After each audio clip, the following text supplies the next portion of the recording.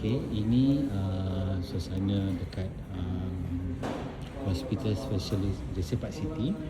Tu, okay, aku berada di tingkat 6. So, hospital bersih, clear, best. Nurse-nurse kat sini semua baik-baik. So, aku nak beritahu korang, ini bilik aku 6071 untuk operation hernia nanti. So, okay lah.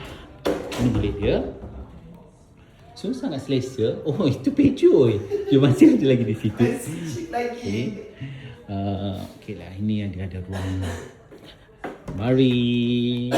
So, ini untuk kalau nak bersolek ke, make up ke, dia ada kerusi tu, aku tetap ambil kerusi tu kasi.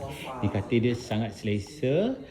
So, ada sofa untuk yang mana kalau teman kita ada orang dekat sini, so boleh tidur kat sini. So kita bawa toto saja dengan pandangan dia semua best. So okay, kita sakit, so kita kena rasa macam vibe dia dalam keadaannya okey.